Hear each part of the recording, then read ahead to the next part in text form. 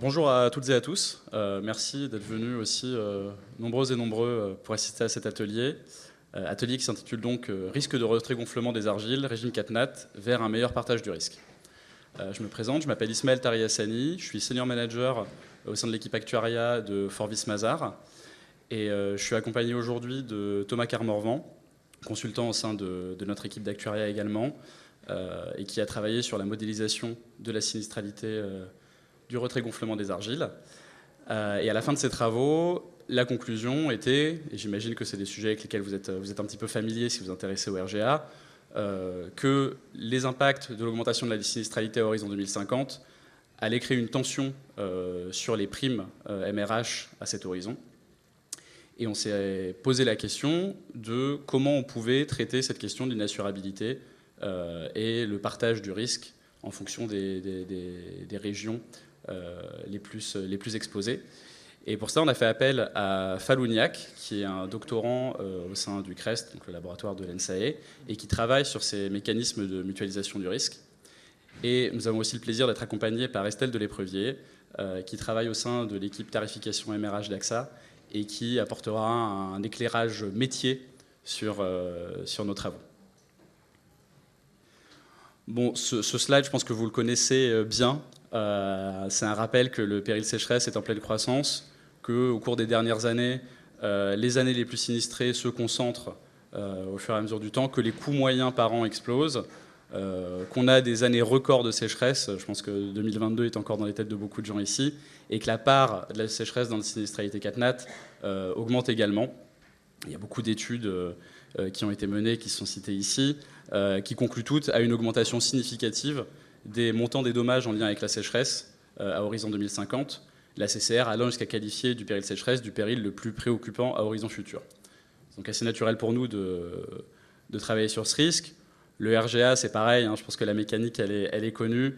On a des facteurs déclenchants qui sont des successions de périodes sèches et humides, des facteurs de prédisposition qui sont la présence d'argile dans le sol, et on a les argiles qui vont se contracter et se gonfler en fonction des périodes de sécheresse et d'humidité, ce qui provoquera des dégâts sur le bâti. La question qu'on s'est posée, c'est le péril sécheresse est-il assurable à l'horizon 2050 ? Ici, on parle bien de la soutenabilité des primes, hein, quand on parle d'assurabilité.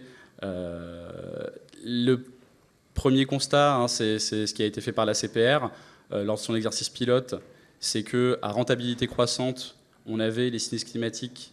La croissance des sinistres climatiques allait entraîner une augmentation des primes qui irait entre 130 et 200% à horizon 2050, ce qui peut créer des problèmes de soutenabilité de la prime pour les ménages concernés.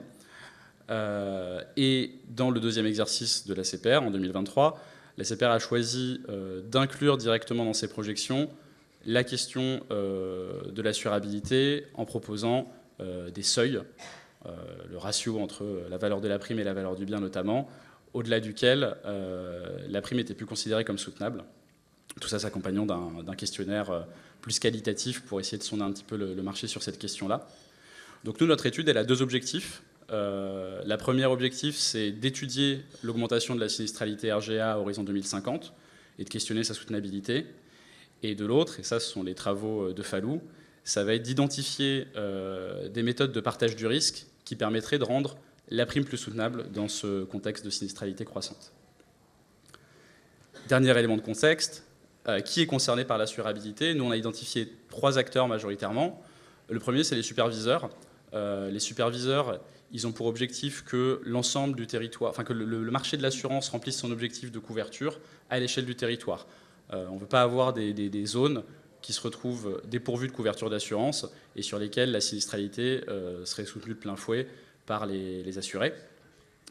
On a également les assurés comme partie concernée qui ont cet enjeu d'accès à l'assurance et qui doivent aussi avoir confiance dans le fait que l'assurance sera bien disponible dans le futur et que leurs biens continueront d'être protégés. Et évidemment, les derniers acteurs, ce sont les assureurs qui ont des enjeux aussi autour de l'assurabilité. Moi, je viens de l'assurance des personnes et un petit peu naïvement, quand on m'a posé cette question de l'assurabilité, Je suis parti du principe qu'au pire, l'assureur, il se dégage du territoire concerné et c'est pas un sujet. Et c'est là que j'ai eu le rappel à l'ordre des experts PNC qui m'ont quand même dit que oui, il y a l'assurance MRH, mais il y a d'autres produits d'assurance et qu'on ne peut pas quitter un territoire parce qu'un des risques devient compliqué à gérer. Oui, là, la question à bien définir quand on est assureur, c'est qu'est-ce que l'assurabilité ou la soutenabilité ? En première approche pour le grand public, on pourrait penser que le sujet est de déterminer quel profil n'est plus assurable et d'arrêter de lui vendre de l'assurance, tout simplement. En fait, ce n'est pas si simple quand on est assureur, parce qu'on veut assurer tout le monde, aussi naïf que cela puisse paraître. C'est d'abord une volonté politique, c'est une conviction sociale, on peut croire à l'utilité sociale de l'assurance, et c'est aussi, ça répond aussi à une vision client.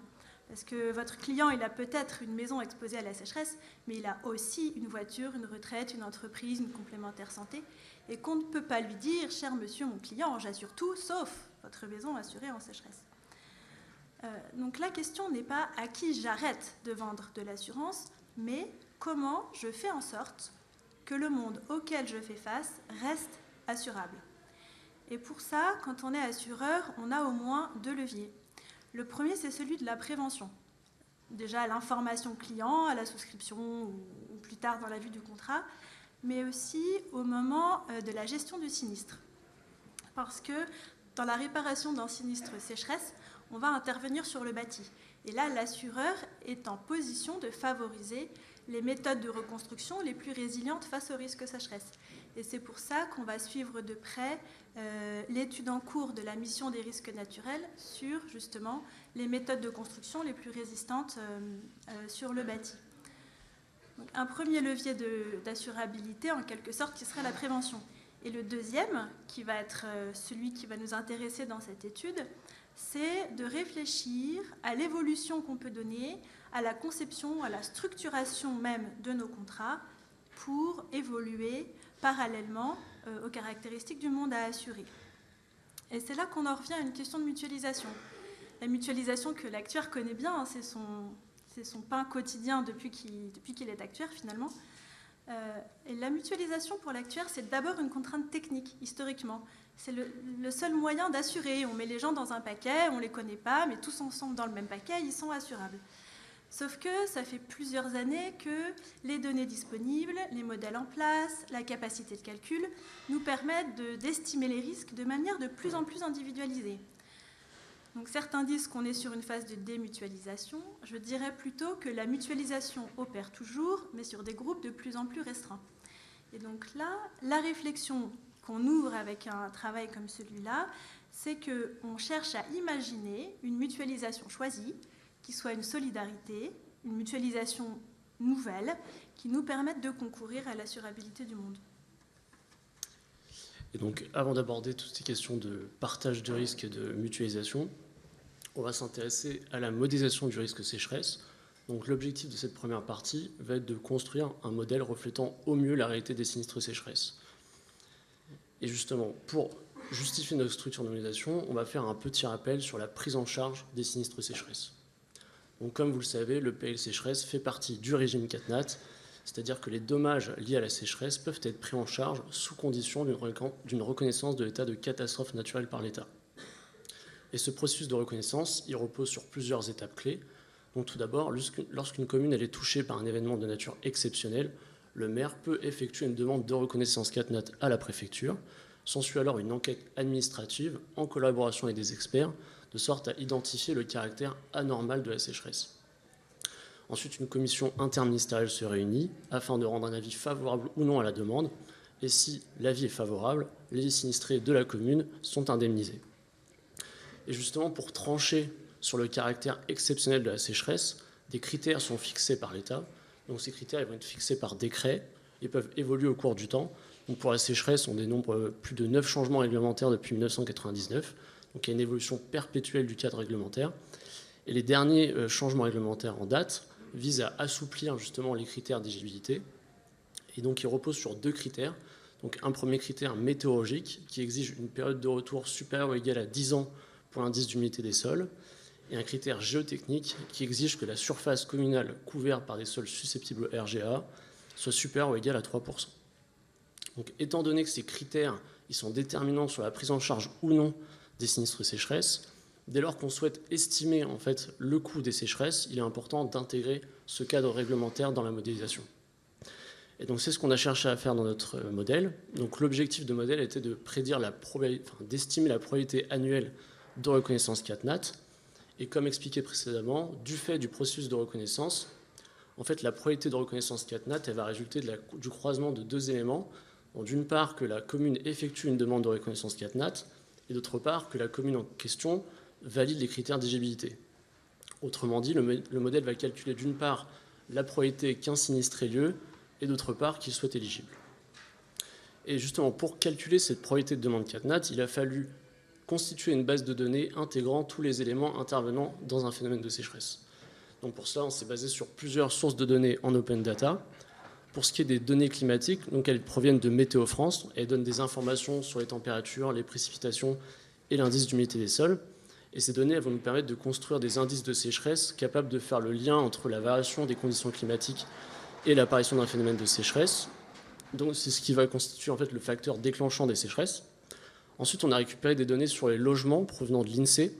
Donc ça va donner des informations sur la proportion de logements dans les zones à risque et également des informations sur la nature des biens assurés, notamment la distinction entre appartements et maisons, qui est une donnée déterminante, car on sait que le phénomène de sécheresse touche principalement les maisons qui disposent de fondations moins profondes. Ensuite, on a été télécharger des données géologiques qui proviennent du BRGM et qui fournissent une cartographie très précise des sols argileux sur le territoire métropolitain. Donc ça, encore une fois, c'est une donnée qui est indispensable car elle permet en fait on sait que la nature du sol constitue le principal facteur de prédisposition. Donc ça, c'est une donnée qui est très importante.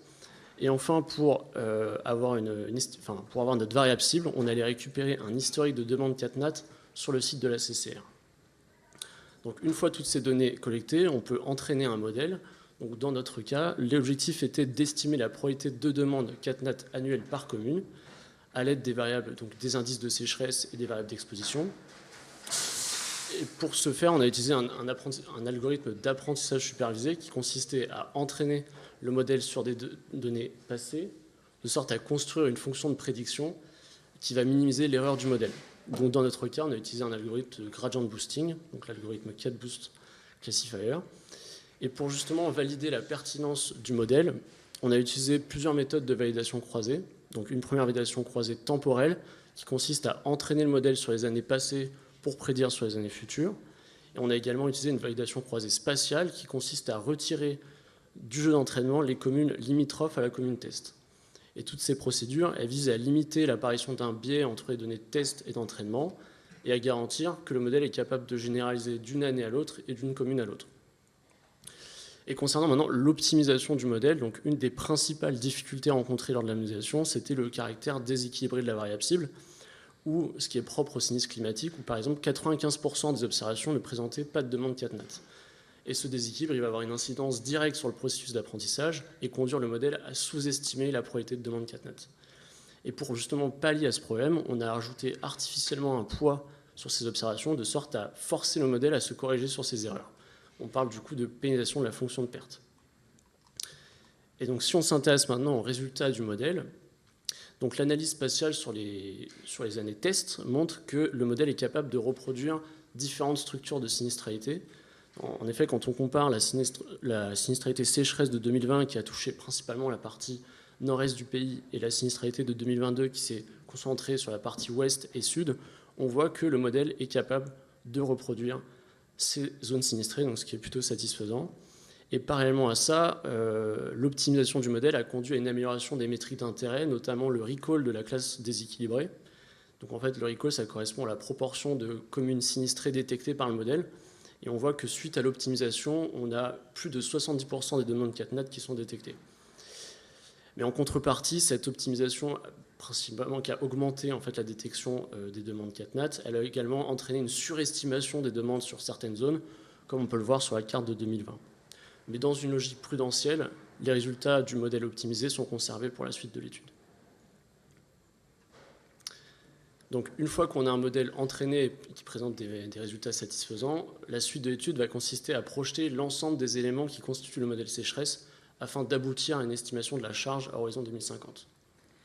Et pourquoi est-ce que c'est intéressant de faire une telle projection? Parce qu'on aurait pu s'arrêter là. On a un modèle qui fonctionne bien, qui prédit bien les arrêtés CatNat. Et là, on va vouloir le projeter.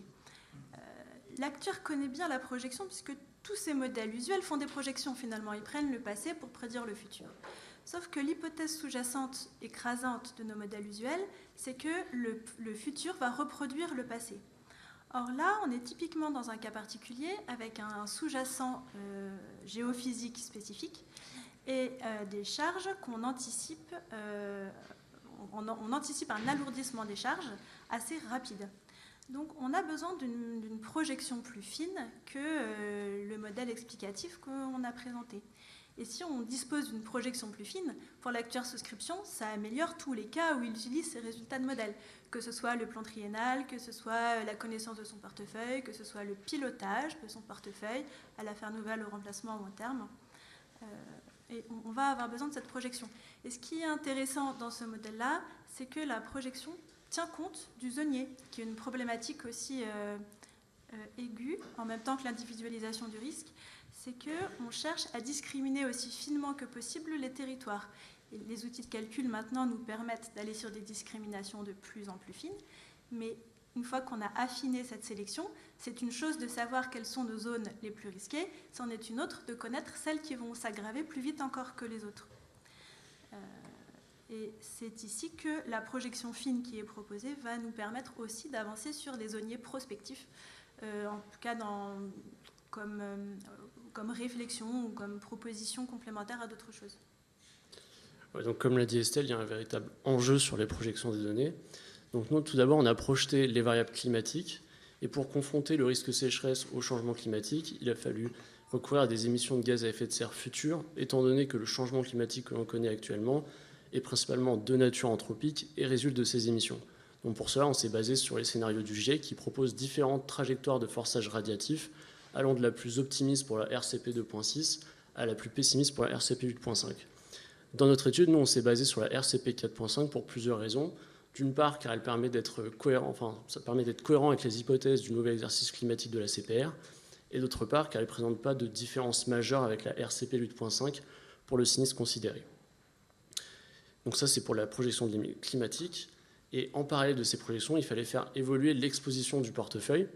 Et cette exposition, elle repose sur deux aspects. Donc l'aspect démographique, afin de faire évoluer le nombre de biens assurés sur le territoire et sa répartition spatiale. Donc pour cela, on s'est basé sur un scénario de l'INSEE. Et en plus de ça, on a fait évoluer les valeurs assurées. Et pour ça, on s'est basé sur deux éléments d'inflation, donc l'indice du coût de la construction et un indice d'enrichissement qui est spécifique à chaque département. Et donc une fois qu'on a projeté ces éléments, on va pouvoir, à partir du modèle sécheresse modélisé dans la première partie, avoir une estimation de la probabilité de reconnaissance CatNat à horizon 2050 et en déduire une charge sinistre annuelle à horizon futur. Et lorsqu'on regarde la carte, on voit que la sinistralité future se concentre majoritairement autour du croissant argileux, mais qu'on remarque également des zones qui étaient historiquement peu sinistrées et qui présentent de fortes charges sinistres. Je pense par exemple au centre, autour du bassin parisien et au nord de Hauts-de-France. Et si on regarde maintenant l'analyse des périodes de retour, donc on voit les périodes de retour de sécheresse extrême de type 2003, 2018 ou 2011, que les périodes de retour vont diminuer, donc ces types de sécheresse vont apparaître 2 fois plus souvent à horizon futur. Et si on s'intéresse maintenant uniquement à l'effet du climat, on voit qu'il cause une augmentation de 39% de la perte sécheresse annuelle par rapport à l'horizon de référence. Et outre l'effet du changement climatique, on a trouvé intéressant de décomposer la charge sinistre à horizon 2050 afin d'identifier l'influence de chaque facteur inflationniste sur la charge sinistre future. Et en fait, il y a 2 gros facteurs inflationnistes. Donc le premier, ça va être l'augmentation des valeurs assurées avec une augmentation de 50%. Et arrive en deuxième position l'effet du changement climatique, donc comme vu précédemment, avec une augmentation de 39%. On a également effectué une sensibilité pour estimer le coût de l'assouplissement des critères d'éligibilité. Donc c'est ce qu'on appelle l'effet réforme. Et on voit qu'à long terme, il a un impact de 12%, une augmentation de 12% par rapport à la charge initiale. Et l'application de ces différentes hypothèses, donc démographiques, de valeurs assurées et de réforme, aboutissent à une charge finale de 142%, une augmentation de 142% de la charge initiale. Étant quand même entendu que l'estimation qui est faite ici ne tient pas compte on l'espère, amélioration du bâti, une meilleure résistance du bâti au risque sécheresse, c'est-à-dire dans le cas ici où les actions de prévention et d'identification des meilleures techniques n'est pas appliquée. Et donc l'augmentation de la sinistralité détaillée précédemment va amener les assureurs à réajuster leur prime d'assurance s'ils souhaitent couvrir l'accroissement du risque. Donc dans le cadre du risque sécheresse, c'est la prime MRH qui est concernée. Et donc l'objectif de cette dernière partie va être de projeter les primes proposées par l'assureur en accord avec l'accroissement du risque et à questionner dans un second temps la capacité des assurés à supporter la prime. C'est ce qu'on va appeler la soutenabilité de la prime. Et donc pour aboutir à une première estimation de la prime MRH sur horizon 2050, on a utilisé un modèle de crédibilité hiérarchique. Donc le modèle qui est utilisé, c'est un modèle de crédibilité hiérarchique à 2 niveaux, où dans le cadre de l'étude, on a segmenté le portefeuille par région puis par département. Et le principe général de tarification, de cette méthode de tarification, c'est de pondérer l'expérience du portefeuille, l'expérience de la région et du département, de sorte que la prime départementale résulte de différentes pondérations. Et nous, on a effectué des pondérations qui dépendent de plusieurs niveaux de solidarité qui sont représentés par les niveaux alpha et bêta. Et l'intérêt d'un tel modèle de tarification, c'est qu'il permet de mettre en évidence les départements qui sont fortement exposés. Donc quand on se place dans le cas pathologique où alpha égale 1 et bêta égale 1, donc la carte de droite, on voit qu'il y a une explosion de primes dans certains départements du fait de l'absence de solidarité. Et donc pour lutter contre ces envolées tarifaires, la suite de l'étude va consister à proposer un mécanisme de mutualisation. Et donc du coup, je vais passer la parole à Falou. Ouais. Donc une deuxième solution pour faire face à ce problème de soutenabilité, c'est le partage des risques. En fait, en quoi consiste le partage des risques? De manière très simple, c'est un mécanisme qui regroupe plusieurs participants où chacun apporte un risque, on les agrège et on repartage. Bon, dit comme ça peut être un peu facile, mais en fait, l'intérêt, c'est qu'il y a un gain clair de mutualisation en faisant ce mécanisme-là. Et dans cette étude, bon, qui parle de partage de risques, parle aussi de règles de partage. Donc, quand on agrège les risques, comment on les repartage? Et ici, dans cette étude, en fait, on propose une règle de partage de risques qui va tenir compte de 2 profils. Donc là, en fait, les participants sont les départements et on repartage en tenant compte de 2 critères, qui est le profil de risque du département, modélisé par l'écart type des charges sinistres projetées à l'horizon 2050. Et un deuxième facteur que l'on considère aussi pour construire les règles, c'est le facteur économique modélisé par le revenu médian de chaque département. En fait, les données qu'on a en disposition, donc on a pour chaque département la charge projetée à l'horizon 2050. Et l'avantage de cette approche, effectivement, c'est que ça utilise peu de données, ce qui est aussi favorable à un superviseur, à une puissance publique. La méthode ici, on s'est basé juste sur une maille départementale, mais elle peut être étendue en fait, à une maille communale ou infracommunale. La méthodologie reste identique. Bon, en fait, une des limites peut-être, c'est le fait qu'on perd un peu la vision micro du bien assuré. Et aussi, dans une amélioration possible, on peut considérer un portefeuille beaucoup plus précis avec un assureur qui projette sa charge sinistre. Ici, on projette des résultats juste sur une niveau sinistralité globale. Ben, en fait, plus concrètement, le mécanisme de partage que l'on propose ici, on part du fait que chaque département a une variable aléatoire de risque que l'on note ici par XID, qui est la charge de sinistralité.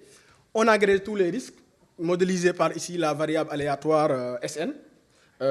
Et donc là, en fait, dans ce cas, nous, on suppose un principe de calcul de prime pour assurer cette variable aléatoire agrégée des risques S. Et le principe de calcul de prime que l'on propose ici, c'est un principe qui prend la prime pure, où on ajoute un pourcentage de prime de sécurité liée à l'écart type de cette sinistralité globale, et une partie aussi pour modéliser les coûts de gestion de sinistres et de souscription. En fait, je disais tout à l'heure que le partage de risque a un bénéfice clair de mutualisation. Ça se voit plutôt sur l'écart type de la sinistre globale, qui fait que chaque département a intérêt à faire partir de ce mécanisme de partage de risque. Parce que la covariance ici, en fait, les sinistres ne touchent pas, en tout cas le risque RGA a de fortes chances de ne pas toucher les départements simultanément. Ce qui fait qu'en fait, dans la covariance de la sinistralité, il y a un gain de mutualisation que l'on peut tirer par rapport à rester individuellement. En fait, comme je disais, on a une prime globale. Maintenant, la grande question, c'est comment créer une règle de partage de cette prime globale qui va dire à chaque département combien il va contribuer pour couvrir cette prime globale. Donc, c'est mathématiquement, de façon un peu simplifiée, ce que je présente ici. Donc, en fait, l'objectif, c'est de trouver un vecteur d'allocation de primes qui permet de nous financer notre prime globale. Et on le fait ici en minimisant un peu un critère de marge de sécurité. Donc, on cherche ce vecteur de prime de telle sorte que chaque département, au minimum, couvre son espérance de sinistre, donc sa prime pure. Et au maximum, on lui demande de payer sa prime pure plus un certain quelque chose. Et ce certain quelque chose, c'est la marge de sécurité, où on fait un trade-off entre un poids sur l'écart type du sinistre, qui est le profil de risque du département, et un poids sur le profil économique, qui est le revenu. Et donc là, en fait, avec ce modèle-là, on peut en fait jouer sur sur un couple en fait, qui est le risque-revenu, et tenir compte un peu de la soutenabilité du risque de chaque département. On peut quand même étendre ce modèle en ajoutant d'autres critères, parce que là, comme on est dans une maille départementale, peut-être vous allez me dire que dans le département, il y a beaucoup de choses qui se passent aussi. On peut avoir un département qui est riche, mais qu'à l'intérieur, il y a des gens aussi qui ne sont pas favorables. Du coup, on peut ajouter d'autres critères comme l'indice de Gini ou la variance du revenu, pour tenir compte aussi de ça au niveau de l'allocation de la prime. Donc, en fait, les poids, comme je vous disais tout à l'heure, c'est des variables de décision qui sont à 1. La première contrainte, donc, c'est la contrainte de couverture globale du risque. Et les autres contraintes, c'est des contraintes liées au problème. En fait, ici, je présente le résultat d'allocation. En fait, indirectement, je présente le bénéfice lié à cette participation de partage de risque. En d'autres termes, si chaque département acceptait son propre contrat, il y aurait une prime individuelle, donc qui va se calculer par cette variable PID. Et maintenant, ce que je fais ici, c'est que je représente le gain de mutualisation, qui est en fait la prime que moi j'allais payer si je restais seul, par rapport à la prime que je paye si je participe à ce mécanisme de partage. Donc, pour vous simplifier un peu en vert, tout ce qui est en vert, c'est qu'il y a un gain positif. Et tout ce qui est en rouge, c'est qu'il y a un gain qui est négatif. Donc là, en fait, on considère 3 scénarios en jouant sur les pondérations de risque et de revenus. Donc pour le premier scénario, c'est le scénario de pur partage de risque. Okay? On met juste un poids sur le revenu qui est égal à 0 et tout le poids est porté sur le risque. On voit rapidement ici qu'il y a un gain clair sur chaque département quand on partage le risque en fait. Donc tout département est mieux en partageant qu'en restant seul. Mais dès qu'on commence quand même à mettre un poids sur le revenu, en fait, on voit rapidement des départements qui vont passer au rouge parce qu'en fait, on tient compte du revenu. Donc il y a un certain transfert de solidarité qui existe entre les départements qui sont plus exposés versus les départements qui sont moins risqués ou plus risqués en fait. Et du coup, le choix de ces poids, donc là on passe d'un choix de 0,5 à un choix de 1. Du coup, le choix de ces poids en fait va refléter à quel point on va être solidaire dans le pool de partage en fait. Du coup, c'est un peu... donc je passe la parole à Ismaël.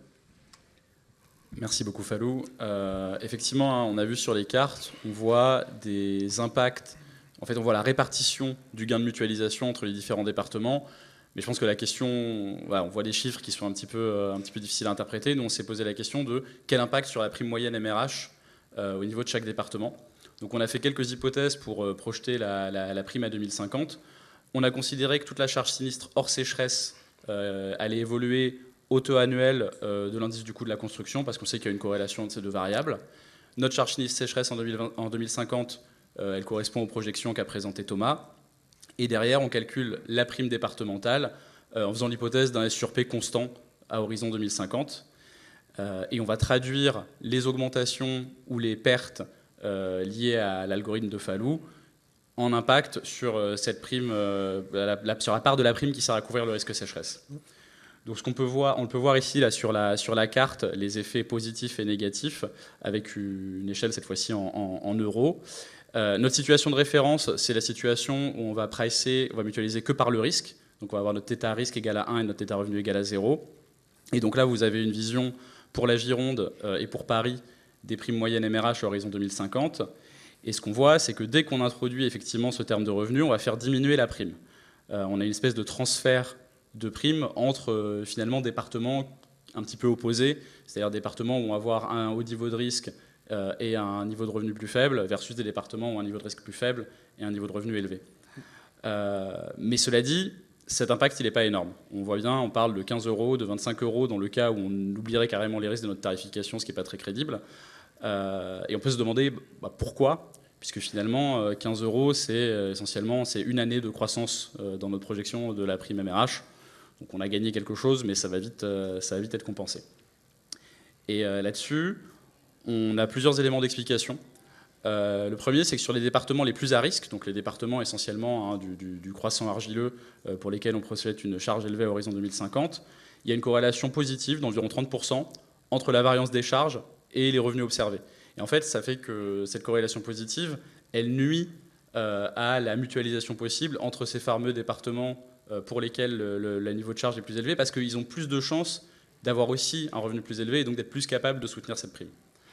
Un autre élément, c'est le fait que la variance de notre charge, notre mesure du risque, elle est extrêmement dispersée sur le territoire. Si on regarde le coefficient de variation, donc c'est simplement l'écart type de la variable divisé par sa moyenne, ce qui donne une mesure de dispersion qui est invariante de l'échelle, on va avoir un coefficient de 225% pour la variance des charges, là où pour les revenus, en fait, on a une variance qui est que de 10%. Enfin, ce coefficient n'est que de 10%. Et ça se voit quand on regarde la carte des départements. Entre le département le plus riche et le département le plus pauvre, l'écart de revenu moyen, c'est 1 x 2, alors que sur les charges, c'est des montants qui sont quand même beaucoup plus significatifs. Et donc, du coup, on ne peut pas capter la variabilité de la charge par la variabilité du revenu qui est plus faible. Et le troisième élément, mais qui en fait est une conséquence un petit peu de ces deux éléments, c'est qu'on a très peu les fameux départements complémentaires, des départements avec un risque élevé et un revenu bas, ou des départements avec un risque faible et un revenu haut qui pourraient s'échanger de la prime. Finalement, on n'en a pas tant que ça, c'est pas si marqué. Et il y a plein d'arguments qui peuvent permettre de le comprendre. Hein. C'est le même argument que pour la corrélation positive. Peut-être que dans les départements les plus riches, les biens vont être plus riches, donc forcément la sinistralité va être plus importante. En termes de mots de la fin, puisqu'on voit bien que notre approche ne suffit pas à résoudre magiquement les problèmes d'inassurabilité, puisqu'on réduit la prime de manière assez peu significative, on a voulu se poser la question de ce qu'on pouvait faire. Un premier élément qu'on veut rappeler, c'est quand même que la notion d'assurabilité, c'est une notion qui est complexe et que définir une métrique qui permette de mesurer ça, c'est pas évident. Dans le stress test 2023 de la CPR, on a ce ratio, on a des seuils sur un ratio entre la valeur du bien et la valeur de la prime, mais des échanges qu'on a pu avoir avec les différents participants au stress test, tout le monde n'est pas convaincu que ce soit la variable clé à regarder. Une des pistes de réflexion qu'on avait eues dans le cadre de cette étude, c'était de regarder un ratio entre le montant de la prime et le revenu disponible. Mais c'est quelque chose qui est un petit peu compliqué en pratique parce que ça nécessite des études détaillées sur le comportement des assureurs face à des augmentations différenciées de la prime, des AB tests, des choses de cette nature-là. C'est quelque chose d'un peu complexe à calibrer. Et donc nous, nos pistes de réflexion, ça revient à ce que mentionnait Estelle au début de la présentation, c'est de la mise en place peut-être de mesures incitatives qui visent à promouvoir la prévention des risques. Donc il y a plein d'éléments pour le RGA. On sait que la présence de végétation à proximité du bâti va empirer le risque. Il y a ces questions d'amélioration de la reconstruction. Il y a le projet initiative sécheresse. Il y a des choses de cette nature-là. Mais une des difficultés qu'on identifie là-dessus, c'est les ordres de grandeur ne sont pas les mêmes. Les prix des mesures de prévention se comptent en milliers d'euros, alors que la prime, c'est quelques centaines d'euros par an. Et une autre piste qui fait un lien avec des travaux que mène également Falou serait la mise en place de subventions publiques pour les départements les plus à risque. Mais ça nécessite une évaluation. On parle de politiques publiques qui sont à évaluer de manière assez minutieuse, parce qu'il va falloir regarder le coût pour la société de mettre en place ces subventions en regard du coût d'une sinistralité qui va être en hausse, et donc avec des biens, une perte de couverture du territoire, et des biens qui seront complètement plus pris en charge. Je vous remercie pour votre attention et je vous laisse poser vos questions si vous en avez.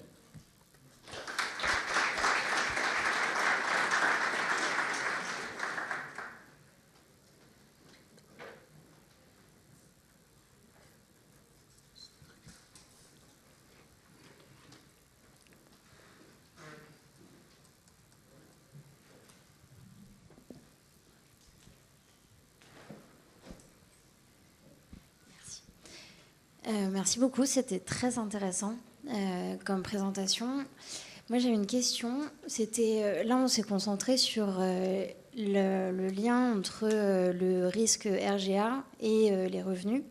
Et est-ce qu'il n'y a pas une autre mutualisation qui serait possible avec potentiellement d'autres risques climatiques, et de se dire, en fait, on pourrait toujours avoir cette notion de revenu, mais potentiellement, il y a des régions qui vont être peu exposées au risque sécheresse, mais beaucoup au risque inondation, ou un peu... Oui, il y a des régions qui sont exposées et à la sécheresse et à l'inondation. Oui, aussi. Voilà. Mais la question, justement, c'était de la même manière qu'on va pas avoir, on va avoir peu de départements qui sont complémentaires, comme vous disiez, avec un faible revenu et un haut risque et un fort revenu et un faible risque.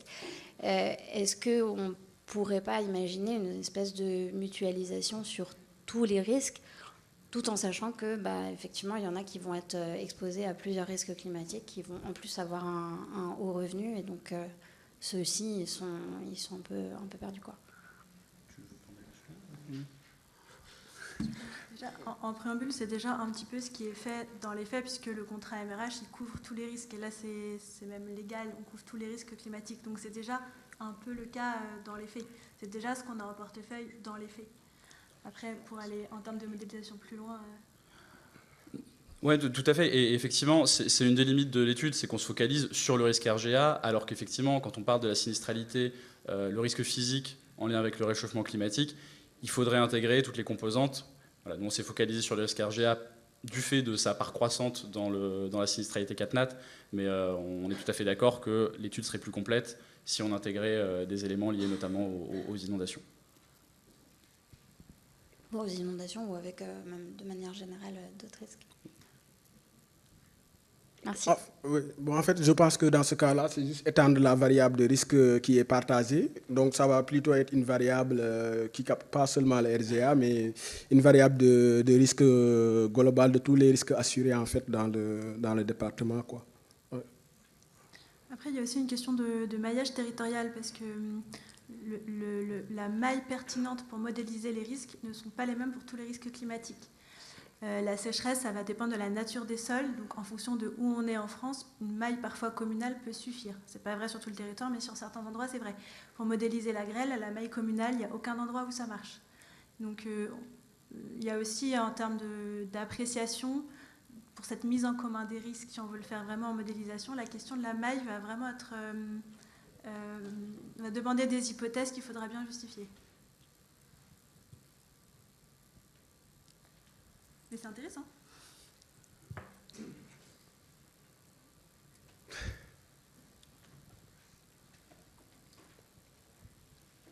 Merci pour la présentation, c'était très clair. Je me demande juste comment les ménages en face accueilleront le truc. Vous avez parlé par exemple de la mutualisation, ce n'est pas forcément souhaité par tous les ménages. Du point de vue technique, en tant qu'assureur, on sait que c'est nécessaire pour faire vivre le produit d'assurance. Mais si on se retrouve à segmenter aujourd'hui énormément, c'est aussi parce que les assurés en face veulent payer le juste prix. Donc, est-ce que comment mettre ça en place concrètement, dites demain? Est-ce que les ménages des zones les moins risquées sont prêts finalement à accepter une augmentation de leur prime? Ou est-ce qu'il faudrait... Bref, comment ça se passe concrètement? Alors, il y a une première réponse, c'est les pouvoirs publics. Et la surprime légale de 12% visant à couvrir les CatNat fait exactement ça. Les pouvoirs publics imposent 12% des primes dommages pour couvrir les CatNat. Et là, le ménage, il est content, il n'est pas content. De toute façon, chez tous les assureurs, ils la payent. Donc ça, la première réponse, c'est celle des pouvoirs publics. Il y a une réponse aussi qui est celle du volume de prime. C'est-à-dire que si votre prime, elle est mettons, de 100 €, en fait, si l'assureur vous impose, sans vous le dire, mais 5 ou 10% qui correspondent à la mutualisation, ça fait 5 ou 10 € en plus sur votre prime, sur 100 €. En fait, c'est pas la même chose que 10% de plus sur une prime de 1 000 €. Et du coup, là, vous êtes en train de supposer que tous les assureurs jouent le jeu? Parce que s'il y a certains qui jouent le jeu et d'autres non, on retombe sur de l'antisélection classique. Sur la surprime, tout le monde joue le même jeu. Voilà. Oui, la surprime, elle est flat, après, du coup, ça ne fait pas le après, partage. tous les assureurs font face au même problème. C'est-à-dire que si on veut assurer tout le monde au niveau du marché, et si vous êtes un assureur très spécifique qui fait, mettons, que de la MRH, ben, libre à vous de n'assurer que de locataires de petits appartements. Vous n'avez pas de risque sécheresse et vous n'avez pas de problème. Et si vous êtes un assureur qui a un peu d'ampleur, ben, on est tous obligés d'inventer quelque chose qui tienne la route au global. Donc voilà, il y a aussi cette idée que l'hypothèse de concurrence libre et parfaite du marché, sans être fausse, elle a aussi ses limites, même dans la vie réelle. Et je compléterai pour répondre sur la remarque d'Estelle sur les volumes. Là, on parle d'augmentation de primes à horizon 2050. Et en fait, la part de différenciation liée à la mutualisation sur une augmentation annuelle, elle va être moins sensible. On ne parlera pas forcément là, dans notre étude, on parle d'une quinzaine d'euros à 2050. Mais ça va être 1 ou 2 euros à 2030, un peu plus à 2040. Et donc, ça va être quelque chose de progressif sur une prime qui, de toute façon, va devoir évoluer du fait de l'augmentation de la sinistralité. Et la compréhension exacte de l'assuré sur, dans sa prime totale, quelle part est allouée à quel risque. Alors nous, on est actuaire, donc peut-être qu'on voit un peu, je pense qu'au global, l'assuré, il a une vision un peu justement globale de sa prime. Il ne se rend pas compte qu'il y en a un gros morceau pour la sécheresse, un petit morceau pour le dégât des eaux, un petit morceau pour la CAT. Lui, il est couvert pour sa maison. Nous, on fait notre cuisine, mais lui, il voit le chiffre global. Donc dans notre chiffre global, qu'est-ce qui relève de la mutualisation solidaire et qu'est-ce qui relève de son risque propre ? Quel est le niveau de connaissance de l'assuré de ce sujet ?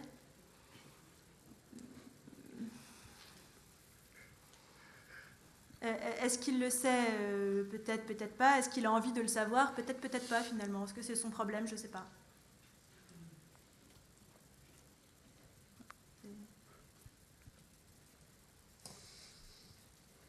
Merci.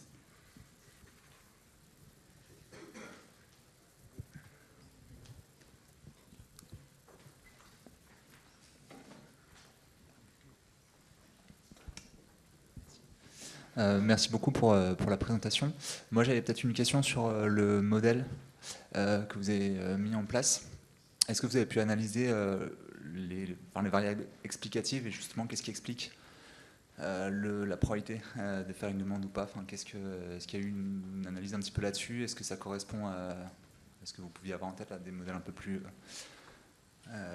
physiques, purement mathématiques?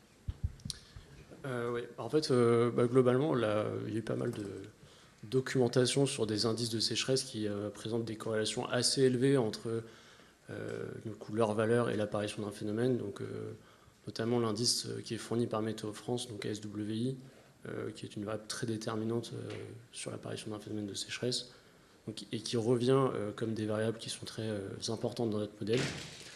On a aussi d'autres indices de sécheresse qu'on a construits nous-mêmes à partir des indices déjà existants, avec justement des effets de seuil sur les valeurs des indices.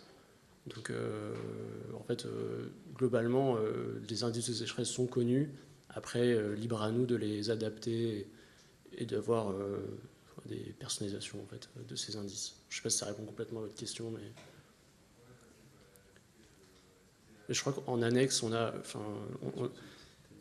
a quelques indices qu'on a construits, donc des indices SPI, je ne sais pas si ça vous parle, mais qui va dépendre des données de température et de précipitation, qui va permettre de mettre en évidence, qui va prendre en compte la différence entre température et précipitation, donc en calculant les précipitations nettes. Donc on va avoir ce premier indice, et on a aussi un indice de magnitude SWI qu'on a calculé nous-mêmes, qui lui est issu de l'indice SWI de Météo France. Donc lui va permettre de capter des magnitudes en fait, de sécheresse sur une année. Donc en fait c'est à partir de ce remodelage des indices existants qu'on arrive à avoir des indices de sécheresse qui sont assez prédictifs.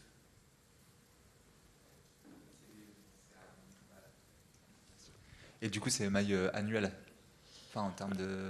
Alors, il y en a qui sont déclinés à une maille annuelle et d'autres à une maille mensuelle. Okay.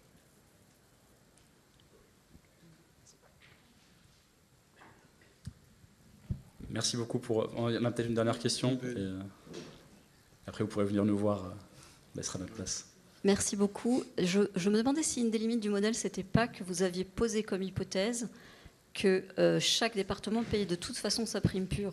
Qu'en fait, la mutualisation, elle porte que sur les éléments supplémentaires. Et donc, du coup, forcément, vous n'avez pas tout mutualisé, en fait. Oui, effectivement. Donc là, ce qu'on veut s'assurer, c'est que l'assureur puisse au moins, comment le dire, pour qu'on couvre au minimum les espérances de perte.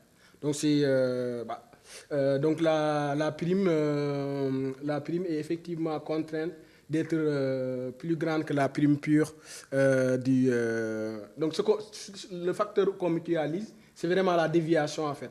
Comment on dévie par rapport à la prime pure. C'est là juste on joue avec les deux pondérations. Mais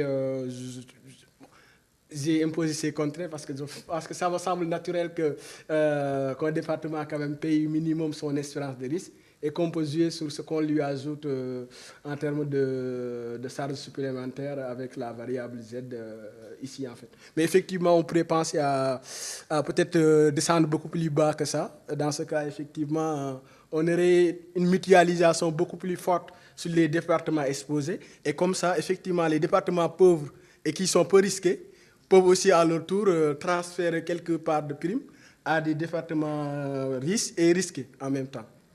Oui, c'est effectivement une bonne question pour élargir le champ de recherche de l'allocation. Je suis tout à fait d'accord. Mais à quel point ça peut se faire? Après, l'intérêt du modèle, c'était de mutualiser sur le risque et sur le revenu. Oui. Et là, ce qu'on voit, c'est que la mutualisation par les revenus, elle était intéressante dans l'idée. En fait, elle ne va pas permettre de révolutionner l'affaire.